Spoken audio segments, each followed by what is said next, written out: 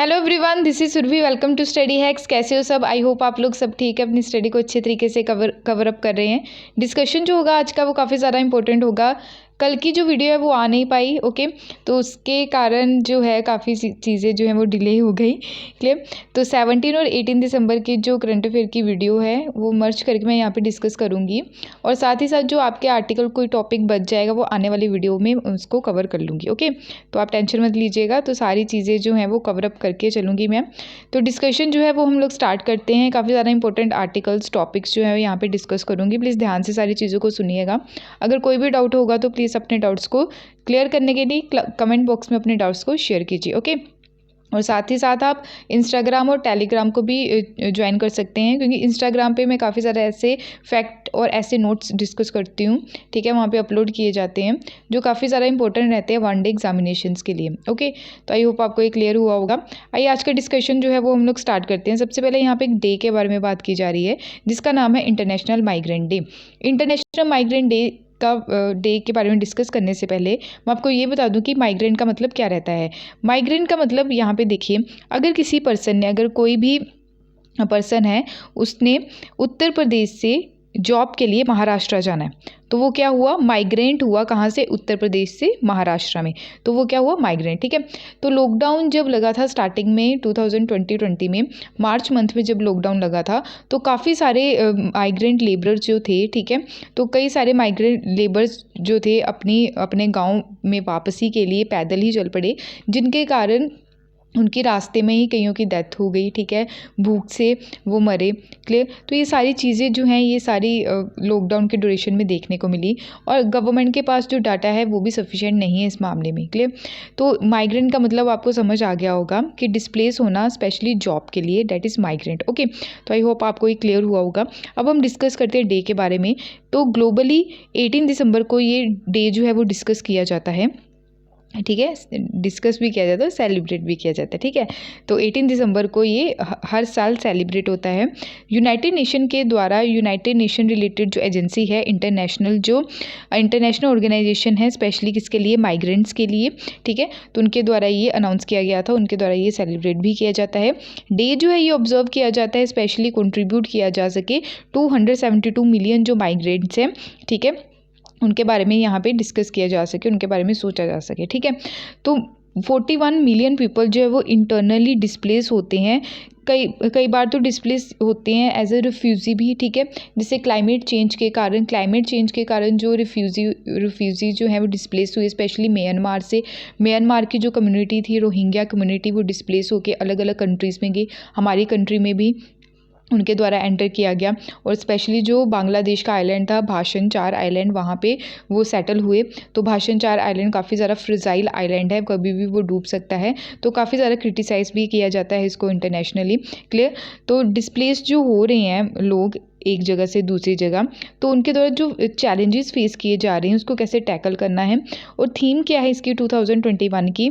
Harness किया जाता है। ठीक है, तो पोटेंशनली ह्यूमन मोबिलिटी, ताकि ये चीज़ों को हम कंट्रोल कर सकें। ह्यूमन मोबिलिटी जो रहती है, एक जगह से दूसरी जगह वो जाते हैं, ठीक है, तो अगर वो डिस्प्लेस होके दूसरी जगह जा रहे हैं तो उनको क्या क्या बेनिफिट वहाँ पे होनी चाहिए, क्या क्या चीज़ें प्रोवाइड करवानी है, तो ये गवर्नमेंट की रिस्पॉन्सिबिलिटी रहती है। ठीक है, उस एरिया की, स्टेट की, डिस्ट्रिक्ट की। ठीक है, तो ये सारी चीज़ें जो है ध्यान में रखने के लिए इंटरनेशनल माइग्रेंट्स डे जो है ये सेलिब्रेट किया जाता है। तो आई होप आपको ये क्लियर हुआ होगा। नेक्स्ट डे जो है नेशनल माइनॉरिटीज़ राइट्स डे। तो नेशनल माइनॉरिटी राइट्स डे, यहाँ पे डे भी आएगा, ठीक है, लिख लीजिएगा। ठीक है, नेशनल माइनॉरिटी राइट्स डे यानी कि 18 दिसंबर आज के दिन इसको सेलिब्रेट किया जाता है हर साल। अब माइनॉरिटीज़ क्या होती हैं? हमारी कंट्री में टोटल 6 माइनॉरिटीज़ हैं। ठीक है, टोटल 6 माइनॉरिटीज़ कौन कौन सी हैं? देखो, हिंदुज़म को छोड़ के बाकी जितने भी बचे हैं डैट इज़ माइनॉरिटीज़। ठीक है, तो वो कौन कौन सी आएगी? क्रिश्चियंस आ जाएंगे उसमें, ठीक है, मुस्लिम्स आ जाएंगे, ओके, सिख आ जाएंगे, उसके अलावा क्रिश्चियन, मुस्लिम, सिख, बुद्धिस्ट, जैनिज़्म, ठीक है, ज़ोरास्ट्रियन, जिनको हम पारसीज भी बोलते हैं। तो टोटल 6 माइनॉरिटीज़ इसमें आ जाती हैं। ठीक है, तो मुस्लिम, क्रिश्चियन, मुस्लिम, सिख, बुद्धिस्ट, जैनिस, ज़ोरास्ट्रियन, ठीक है, और पारसीज, तो ये सारे क्या हैं? माइनॉरिटीज़ हैं। ठीक है, तो टोटल 6 माइनॉरिटीज़ जो हैं हमारी कंट्री में पाई जाती हैं। तो 18 दिसंबर को हर साल ये सेलिब्रेट किया जाता है, ताकि उनके फ्रीडम का, राइट टू फ्रीडम का ध्यान रखा जा सके, इक्वल अपॉर्चुनिटी उनको मिले एथनिक माइनॉरिटीज़ के लिए स्पेशली, ठीक है। और अवेयरनेस फैलाने की ज़रूरत है, स्पेशली उनको रिस्पेक्ट की नज़र से देखना है, ठीक है, उनको रिग्रेट नहीं करना है सोसाइटी से। तो ये सारी चीज़ें, ओके। तो यूनाइट होना है हम लोगों ने, मिल के रहना है सारी कम्युनिटीज़ के साथ। ये नहीं है कि कोई अलग धर्म का है तो उससे बात नहीं करनी है, ये वो नहीं, ठीक है। तो सब मिल के रहेंगे, इसलिए तभी यूनिटी बनेगी, ओके। तो हम लोगों ने इसके बारे में अवेयरनेस फैलानी है, कैसे उनकी रिस्पेक्ट करनी है। तो इंडिया जो है काफ़ी ज़्यादा मैनी ऑब्स्टेकल्स फेस किए जा रहे हैं हमारी कंट्री में भी, स्पेशली जो ह्यूमन राइट्स को लेके, ठीक है। तो ह्यूमन राइट्स को लेके काफ़ी ज़्यादा जो है वो काफ़ी ज़्यादा इश्यूज़ भी रहते हैं अलग अलग रीजन्स में, ठीक है। तो आई होप आपको ये क्लियर हुआ होगा। तो नेक्स्ट चलते हैं, नेक्स्ट एक कोड डे के बारे में यहाँ पे बात की जा रही है, वर्ल्ड अरेबिक लैंग्वेज डे। तो वर्ल्ड अरेबिक लैंग्वेज जो है ये काफ़ी एंशियंट लैंग्वेज भी आप बोल सकते हैं, अरेबिक, ठीक है। तो ग्लोबली 18 दिसंबर को सेलिब्रेट किया जाता है। तो one of the cultural diversity language है ये, ठीक है। तो मोस्ट वाइडली यूज़ की जाती है ऑल अराउंड द वर्ल्ड। तो स्पोक यानी कि डेली इसको बोला जाता है मोर देन 400 मिलियन पीपल के द्वारा।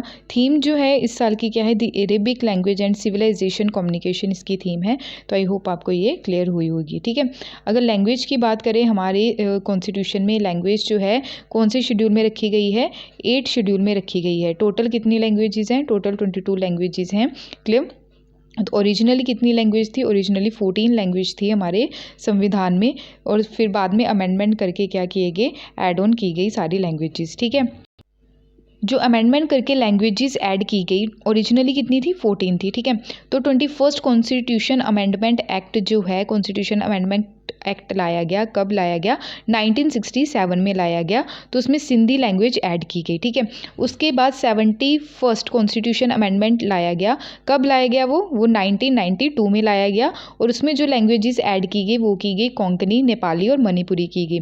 फिर 92nd कॉन्स्टिट्यूशन अमेंडमेंट आया 2003 में, ठीक है। तो उसमें बोडो, डोगरी, मैथाली और सिंथाली लैंग्वेज ऐड की गई। तो आज के टाइम में टोटल कितनी लैंग्वेजेस है, 22 लैंग्वेजेस है, ठीक है। तो ये सारी लैंग्वेजेस आप लोगों को याद रखनी है, कब कब कौन कौन सा अमेंडमेंट हुआ, कौन से शेड्यूल में रखी गई हैं। तो ये काफ़ी ज़्यादा इंपॉर्टेंट है और एग्ज़ाम में पूछी भी गई हैं ये, क्लियर। तो ईपीएफओ का एग्ज़ाम था, ठीक है, और भी जो स्टेट पीसीएस हुए हैं उसमें भी लैंग्वेजेस के बारे में पूछा गया है। तो आई होप आपको ये क्लियर हुआ होगा, पहले भी मैं डिटेल में इसको डिस्कस कर चुकी हूँ, क्लियर। आइए नेक्स्ट चलते हैं नेक्स्ट टॉपिक की ओर। नेक्स्ट टॉपिक की यहाँ पे बात की जा रही है, स्पेशली जो वुमेन की मैरिज एज है उसको बढ़ाने की यहाँ पे बात की जा रही है। वुमेन की मैरिज एज अब कितनी है, पहले प्रेजेंटली अगर बात करें तो वो है 18 है, ठीक है। तो उसको 21 करने की बात की जा रही है। तो क्यों की जा रही है, क्या क्या कारण है, वो सारी चीज़ें हम देखेंगे, ठीक है। तो लीगल एज जो है मैरिज की वुमेन की, ठीक है, उसको बढ़ाने की बात यहाँ पे की जा रही है, क्योंकि अभी विंटर सेशन चल रहा है, ठीक है। तो उसमें ही ये सारा जो बिल है, अमेंडमेंट जो करने की बात की जा रही है, बिल पेश किया गया है, तो वो सारी चीज़ें देखेंगे, ठीक है। तो रिसेंटली ही यूनियन कैबिनेट के द्वारा क्लियर किया गया है प्रपोजल जो है कि जो मैरिज एज है मैन और वुमेन की, उसको रेज करने की बात यहाँ पे होगी।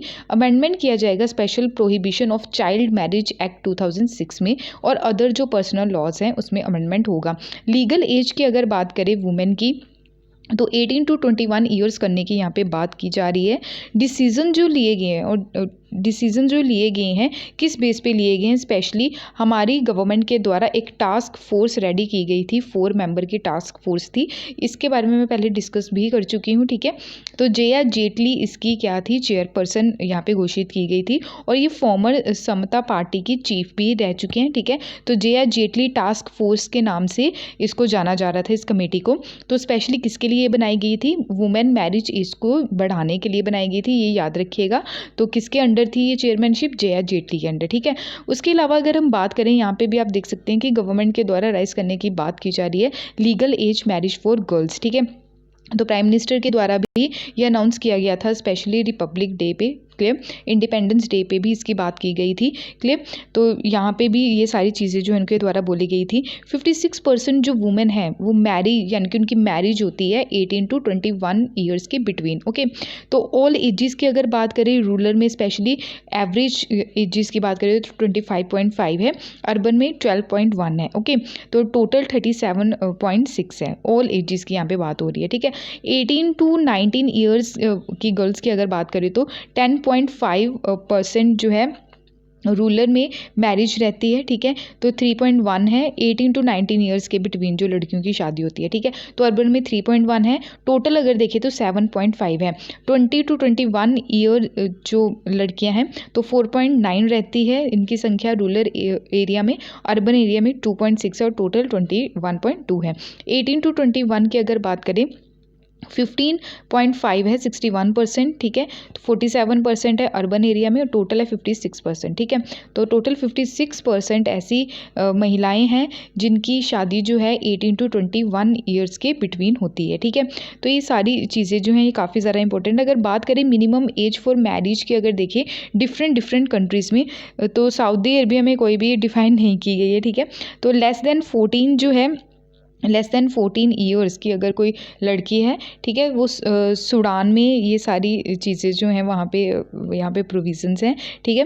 तो 18 ईयर्स की अगर बात करें तो 143 कंट्रीज़ में इंक्लूडेड है। तो 21 ईयर्स की अगर बात करें तो 20 कंट्रीज़ यहाँ पे इंक्लूडेड है, तो इंक्लूडेड इसमें इंडोनेशिया भी रहेगी, ठीक है। तो आई होप आपको ये क्लियर हुआ होगा कि अलग अलग कंट्रीज़ में मैरिज एज जो है स्पेशली गर्ल्स की तो वो कितनी है, ठीक है। तो हमारी कंट्री में 18 to 21 करने की यहाँ पे बात की जा रही है, ठीक है।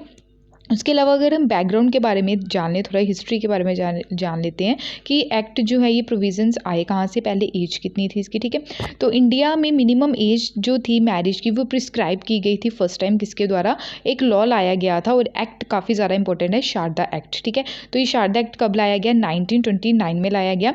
फिर इसको रीनेम किया गया as a child marriage restrain act 1929 में, ठीक है। शारदा एक्ट को ही रीनेम किया गया as a child marriage restrain act 1929, okay.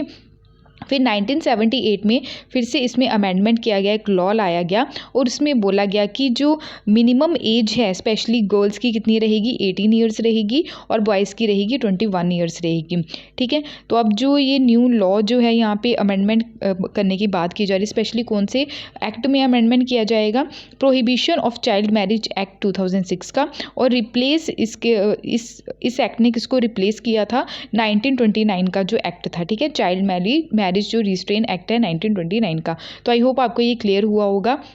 उसके अलावा अगर हम बात करें तो जो मैरिज है minimum age for different religion में, ठीक है, अलग अलग रिलीजन में भी मैरिज एज जो है गर्ल्स की वो आपको अलग देखने को मिलेगी। जैसे हिंदूज़ में है तो हिंदूज़ में स्पेशल जो हिंदू मैरिज एक्ट है 1955 के अकॉर्डिंग यहाँ पे चीज़ें चलती हैं। जैसे 18 ईयर्स मिनिमम एज रखी गई है जो ब्राइड है यानी कि जो दुल्हन रहती है, और 21 ईयर्स मिनिमम एज है ग्रूम की यानी कि जो दूल्हा होता है, ओके।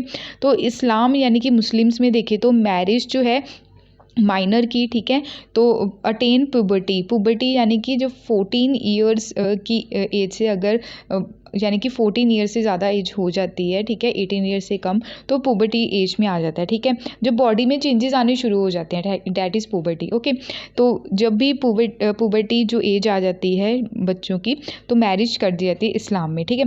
तो स्पेशल जो मैरिज एक्ट है 1954 का और स्पेशली जो prohibition of child marriage act है 2006 का, तो इसमें प्रिस्क्राइब किया गया है कि 18 एज जो है वो गर्ल्स की रहेगी, 21 ईयर्स जो मिनिमम है वो मैन की रहेगी, ठीक है। तो न्यू एज जो मैरिज इम्प्लीमेंट किया जाएगा, इन लॉज को भी मद्देनज़र रखते हुए अमेंडमेंट यहाँ पे किया जाएगा, ठीक है।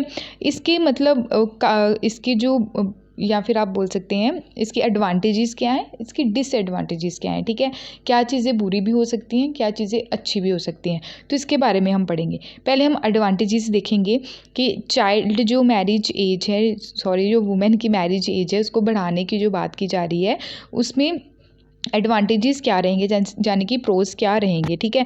तो वुमेन एंड चाइल्ड वेलफेयर की यहाँ पे जो है वो बात की जाएगी। स्पेशली जो अभी देखने को मिला नेशनल फैमिली हेल्थ सर्वे जो 5 आया, उसमें क्या बोला गया कि जो चाइल्ड मैरिज है वो काफ़ी ज़्यादा डिक्लाइन हुई है, ठीक है। तो मार्जिनल रहा इसमें 27% जो थी 2015-16 में थी वो घट के कितनी हुई 23% हुई 2019 और 20 में। तो आने वाले टाइम में जो है चाइल्ड मैरिज जो होती है उसको हम क्या कर सकेंगे, कम कर सकेंगे, डिक्लाइन होगी आने वाले टाइम में अगर वुमेन की जो एज है वो 21 हम मिनिमम कर देते हैं तो ठीक है। तो उसके अलावा अगर बात करें तो वुमेन्स जो है, वुमेन एम्पावरमेंट और जेंडर पैरिटी में भी काफ़ी ज़्यादा इम्प्रूवमेंट देखने को मिलेगी, ठीक है। जैसे बच्चों की जो है वो शादी जल्दी कर दी जाती है, ठीक है, स्पेशली जो गर्ल्स की, तो उनकी जो सबसे ज़्यादा इम्पैक्ट किसके ऊपर पड़ता है, एक तो पड़ता है उनकी हेल्थ के ऊपर, दूसरा है एजुकेशन के ऊपर, ठीक है। तो वो सबॉर्डिनेट बन के रह जाती है किसकी, अपने हस्बैंड की, ठीक है। तो काफ़ी ज़्यादा प्रॉब्लम्स जो है वो फेस की जाती हैं उसके द्वारा क्लियर, अगर जल्दी मैरिज हो जाती है तो ओके। तो हम कैसे टैकल कर सकते हैं स्पेशली चाइल्ड मैरिज को, ये सारी चीज़ें भी यहाँ पे देखी जाएंगी, ठीक है। अब जो है बुरी चीज़ क्या हो सकती है, ठीक है, डिफ़िकल्ट हो सकता है कि जैसे हमने चाइल्ड मैरिज जो है काफ़ी कट्टरपंथी भी देखने को मिलती है, उससे फ़ाइट करनी भी मुश्किल हो सकती है, ठीक है। तो उनकी जो ऑर्थोडॉक्स जो माइंड रहता है, ठीक है, तो उससे कैसे हमने लड़ना है, ये सारी चीज़ें भी यहाँ पे फेस करनी पड़ सकती हैं। क्रिमिनलाइजेशन होगा लार्ज नंबर ऑफ मैरिजेस का, ठीक है। लैक ऑफ जो एजुकेशन है, ठीक है, तो काफ़ी ज़्यादा बिगर प्रॉब्लम है आज के टाइम में कि एजुकेशन की कमी ज़्यादा है, लोग अवेयर नहीं है इसके बारे में, ठीक है। तो जल्दी शादी की जाती है, जो स्पेशली वुमेन की हेल्थ के ऊपर इम्पैक्ट पड़ता है, ठीक है। अगर छोटी एज में ही अगर वो लड़की प्रेग्नेंट हो जाए, ठीक है, तो उसकी हेल्थ के ऊपर बहुत ज़्यादा इम्पैक्ट होगा, ठीक है। तो बच्चा जो रहेगा वो काफ़ी वीक रहेगा, अच्छी तरह से डेवलप नहीं हो पाएगा। स्पेशली इसको देखते हुए ही ये जो एज है मैरिज की वो बढ़ाने की बात की गई है, ठीक है। तो आई होप आपको ये क्लियर हुआ होगा। उसके अलावा अगर हम बात करें यहाँ पे बात करें कि वे फॉरवर्ड क्या रहेगा, कि हमने बूस्ट करनी है एजुकेशन स्पेशली, ठीक है। सबसे ज़्यादा हमने एजुकेशन प्रोवाइड करवानी है गर्ल्स को, वुमेन्स को, ठीक है, ताकि वो एजुकेट हो सके, उनको अपने राइट्स क्या क्या सही चीज़ें हैं, क्या क्या गलत चीज़ें हैं, वो उनको पता होनी चाहिए, ठीक है। और डिले जो रहता है चाइल्ड मैरिज का, ठीक है, अगर बूस्ट करेंगे हम एजुकेशन तो ऑब्वियस है कि डिले होगी चाइल्ड मैरिज, ठीक है, इंश्योर कर पाएंगे हम चीज़ों को। और साथ ही साथ जो एजुकेशन है उसको एक्सेसिबल बनाना स्कूल्स में, ठीक है, अफोर्डेबल जो एजुकेशन है वो प्रोवाइड करवाना, ताकि हर बच्चा जो है वो एजुकेशन जो है वो ले सके, ठीक है।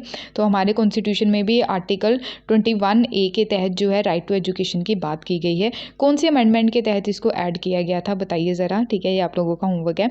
मास अवेयरनेस फैलाने की ज़रूरत है हम लोगों को, अलग अलग तरह के कैंपेन लाने की ज़रूरत है, स्पेशली स्कूल्स में, सोसाइटी में, ठीक है, ताकि जो इंक्रीज़ की जा रही है मैरिज एज लोगों को भी पता चले, इनकरेज किया जा सके सोशल जो एक्सपेक्टेंस हैं, ठीक है, एक्सपेक्टेंस हैं, ओके, न्यू लेजिस्लेशन जो अभी देखने को मिल रहा है, ठीक है। तो आई होप आपको ये क्लियर हुआ होगा, जो काफ़ी ज़्यादा इंपॉर्टेंट है। आप बताइएगा कि जो अभी मैरिज एज की बढ़ाने की बात की जा रही है वो आपके अकॉर्डिंग सही है या गलत है, ठीक है, प्लीज़ एक्सप्लेन ज़रूर कीजिएगा कमेंट बॉक्स में, ओके।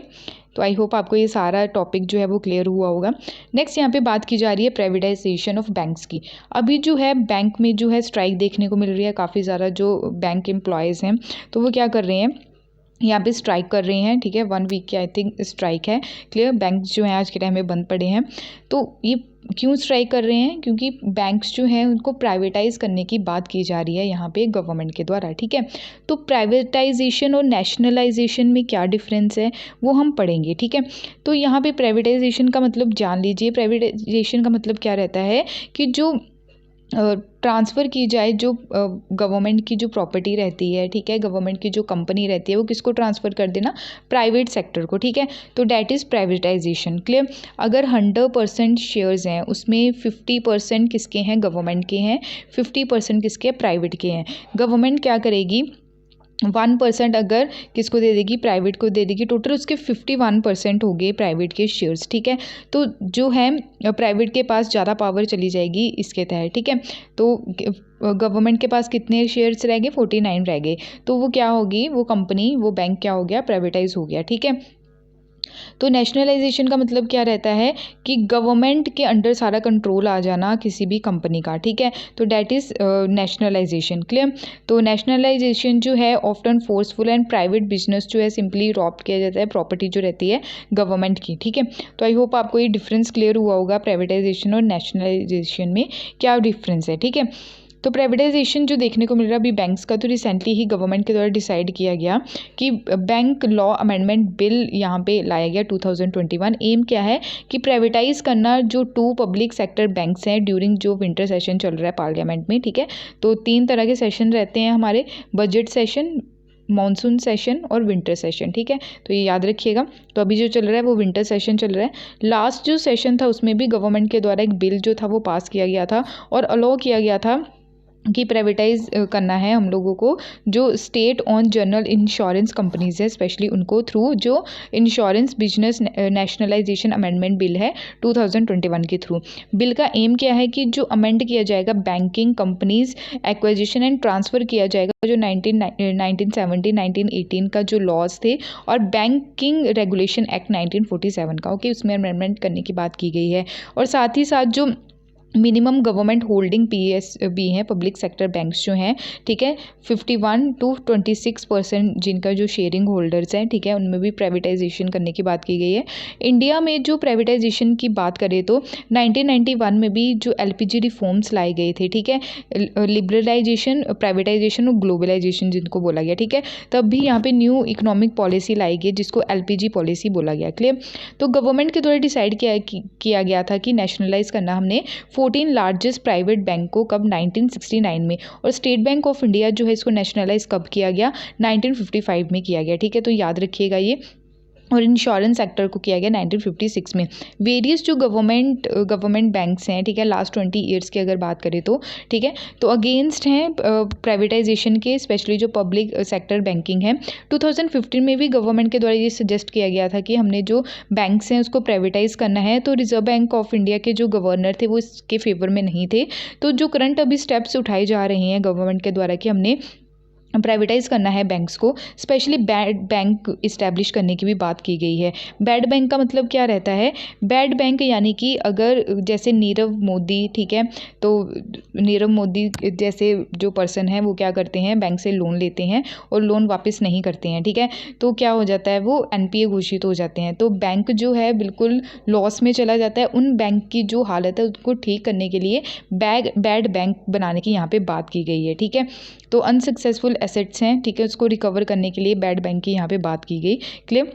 तो ये सारी चीज़ें जो हैं यहाँ पे डिस्कस की गई हैं, ठीक है। तो आई होप आपको ये क्लियर हुआ होगा। और साथ ही साथ जो बैंक्स हैं, ठीक है, वो अप्रोच कैसे लेके चलनी है, हमने मार्केट सॉल्यूशन जो है काफ़ी ज़्यादा आज के टाइम में जो चैलेंजेस फेस किए जा रहे हैं फाइनेंशियल सेक्टर में, तो उसको कैसे हमने रिकवर करना है, तो इसलिए जो प्राइवेटाइजेशन की यहाँ पर बात हो रही है, ठीक है। और साथ ही साथ पब्लिक सेक्टर बैंक जो है, जो other bank credit deposit growth जो है, ठीक है, ईयर ऑन ईयर जो देखने को मिलती है, यहाँ पे आप देख सकते हैं पब्लिक बैंक्स की, प्राइवेट बैंक्स की ज़्यादा है अकॉर्डिंग टू पब्लिक बैंक्स के, ठीक है। फॉरेन बैंक्स की यहाँ पे आप देख सकते हैं कैसे कैसे ग्रोथ रही है, ठीक है, ईयर टू ईयर, ओके। तो नेक्स्ट यहाँ पे बात की जा रही है प्रधानमंत्री कृषि सिंचाई योजना के बारे में। तो अभी ये न्यूज़ में क्यों है, क्योंकि इसका जो एक्सटेंड कर दिया गया है जो आउटले है, ठीक है। तो recently cabinet committee on economic affair के द्वारा अप्रूव किया गया है इसका एक्सटेंशन प्रधानमंत्री कृषि सिंचाई योजना का 2026 तक, ठीक है। और आउटले जो जाएगा 93,068 करोड़ होगा, ठीक है। गवर्नमेंट के द्वारा अप्रूव किया गया है कि एक्सेलरेटेड जो बेनिफिट प्रोग्राम है, ठीक है, एक्सेलरेटेड इरिगेशन बेनिफिट प्रोग्राम, हर खेत को पानी एंड वाटरशेड डेवलपमेंट कंपोनेंट इसमें इन्वॉल्व है, ठीक है। तो प्रधानमंत्री जो कृषि सिंचाई योजना है 4 ईयर्स के लिए इसको एक्सटेंड करने की बात की जा रही है। इंपॉर्टेंट ये है कि ये एक सेंट्रली स्पॉन्सर स्कीम है। सेंट्रली स्पॉन्सर स्कीम का मतलब यानी कि सेंट्रल स्टेट यहाँ पे दोनों मिलकर काम करेंगे। लॉन्च इसको 2015 में किया गया था। सेंट्रल स्टेट का शेयर देखें तो सेंटर यहाँ पे 75 देगा और 25 जो यहाँ पे लगाएगा स्टेट पैसा लगाएगा, ठीक है। अगर इनकेस नॉर्थ ईस्ट राज्य की बात करें तो सेंटर जो है वो ज़्यादा पैसे देगा 90 और रेशो जो है स्टेट की वो कितनी है 10, ओके। तो आई होप आपको ये क्लियर हुआ होगा। और साथ ही साथ इस स्कीम के तहत जो बेनिफिट हुआ है 22 लाख जो फार्मर्स हैं उनको बेनिफिट हुआ है, और इसमें इंक्लूडेड है 2.5 लाख जो हैं शेड्यूल कास्ट के और 2 लाख जो हैं शेड्यूल ट्राइब के जो फार्मर्स हैं। 2020 की बात करें तो मिनिस्ट्री ऑफ जल शक्ति के द्वारा लॉन्च किया गया था एक मोबाइल एप्लीकेशन ऐप जिसका नाम था जियो टैगिंग, ठीक है, जियो टैगिंग। तो ये इस मोबाइल एप्लीकेशन के थ्रू भी ये सारी चीज़ें जो हैं फाइंड आउट की जा सकती थी, ठीक है। ऑब्जेक्टिव क्या है कि कैसे इन्वेस्टमेंट करना है स्पेशली इरिगेशन की फील्ड में, फील्ड लेवल पे स्पेशली, और एक्सपैंड करना है कल्टीवेबल जो एरिया है अंडर इरिगेशन, ठीक है, हर खेत को पानी, इम्प्रूव करना फार्म वाटर यूज़ जो है, ठीक है, उसको एफिशिएंसी उसकी वाटर यूज़ करने की, और रिड्यूस करना स्पेशली जो वेस्ट वाटर है, ठीक है। और जो वेस्ट वाटर है उसको कैसे हमने रिड्यूस करना है, यहाँ पे सारी चीज़ें जो हैं इसका मेन ऑब्जेक्टिव लेके चला जाएगा। और स्पेशली एनहेंस करना प्रिसीशंस जो इरिगेशन है और अदर वाटर सेव टेक्नोलॉजी भी यहाँ पे लाई गई है। ठीक है, तो आई होप आपको ये क्लियर हुआ होगा। उसके अलावा अगर हम बात करें, यहाँ पे भी आप देख सकते हैं इरिगेशन जो है, जो सिंचाई वगैरह की जाती है, एनहेंस किया जाएगा रिचार्ज एक्वाफायर, ठीक है,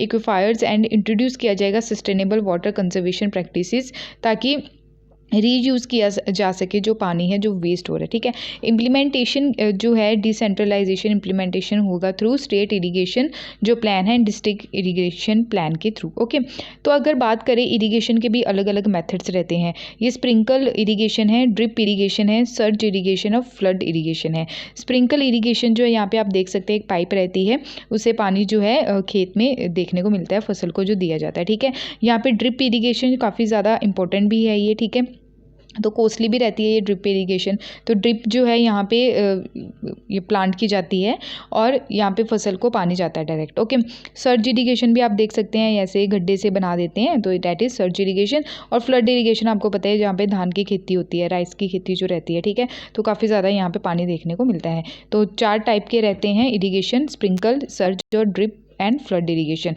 तो आई होप आपको ये क्लियर हुआ होगा। तो बेनिफिट क्या है इरिगेशन के, ये हम देख लेते हैं कि बेनिफिट की बात करें तो इसमें इंक्रीज़ रहती है एग्रीकल्चर प्रोडक्टिविटी। ठीक है, उसके अलावा डाइवर्सिफिकेशन ऑफ क्रॉप्स की डाइवर्सिफिकेशन रहती है, डाइवर्स कर सकते हैं हम, यानी कि अलग अलग खेती जो है वो उगा सकते हैं। कैश क्रॉप यानी कि शुगर केन, टबैको, तो इसको भी पानी काफ़ी ज़्यादा इसकी ज़रूरत रहती है इरिगेशन की। तो स्टेबल रिलायबल जो यील्ड है रिड्यूस कर सकते हैं, फ्लक्चुएशन से होते हैं, इंश्योर कर सकते हैं जो रेगुलर कल्टिवेशन रहता है, रिड्यूस कर सकते हैं हम रीजनल जो डिसपेरिटी है, और साथ ही साथ मल्टीपल क्रॉपिंग यहाँ पे की जा सकती है इरिगेशन के थ्रू भी। ठीक है, और फूड सिक्योरिटी जो है इरिगेशन सीधा सीधा लिंक्ड करता है फूड सिक्योरिटी से। इल फैक्ट क्या है इसके कि पानी जो है वो काफ़ी ज़्यादा वेस्ट होता है, एक्सेसिव एंड अनसाइंटिफिक इरिगेशन जब रहती है, ग्राउंड वाटर टेबल जो है उसके कारण क्या रहता है, पानी जो है वो कम होता है। एग्जाम्पल जब पंजाब में ये सिचुएशन जो है वो देखने को मिलती है। इरिगेशन जो है स्पेशली सैलिनिटी की प्रॉब्लम रहती है, ऊपर से जो वाटर लॉजिंग है उसकी भी काफ़ी ज़्यादा प्रॉब्लम होती है। सॉइल का डिग्रेडेशन काफ़ी ज़्यादा देखने को मिलता है। अगर यहाँ पे पानी इकट्ठा होगा, मॉस्किटो भी वहाँ पे आएंगे और बीमारियाँ भी फैलेंगी। तो ये इल इफ़ेक्ट हैं किसके, इरिगेशन के। तो आई होप आपको ये क्लियर हुआ होगा।